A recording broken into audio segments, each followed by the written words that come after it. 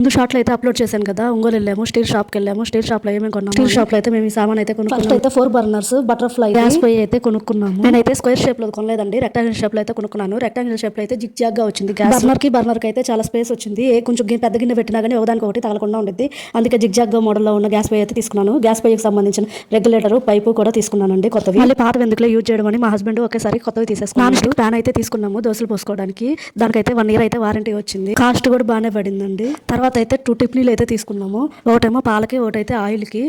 ఇంట్లో ఒకటైతే ఆ పాలకు ఉంది కానీ అది 2 లీటర్లది, కొంచెం ఇబ్బందిగా ఉంది. ఒకేసరికి ఆయిల్ దాంట్లో ఆ గంట కూడా తీసుకున్నాము ఆయిల్ పోసుకోవడానికి. ఈజీగా మూత కూడా సెట్ అయిపోయింది దానికైతే.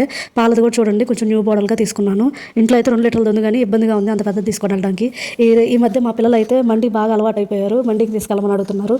ఎందుకులే బయటకు తీసుకెళ్ళడము, ఇంట్లోనే చేసి పెడదామని పెద్ద ప్లేట్ అయితే తీసుకొచ్చాను. ఒకరోజు అయితే దాంట్లో మండి చేసి పెట్టి నేనైతే వీడియో అయితే మీకు అప్లోడ్ చేస్తాను. నేనైతే ఒక గ్యాస్ పొయ్యి కొనడానికి వెళ్ళి ఇవన్నీ తగిలించుకొని అయితే వచ్చాను. మీరు కూడా గ్యాస్ పొయ్యి అయితే ఓపెన్ చేసి చూపించలేదని ఏమనుకోవద్దు. ప్యాకింగ్ అయితే ఇంకా వెయిట్ ఎక్కువగా ఉంది. ఇచ్చే రోజు అయితే క్లియర్గా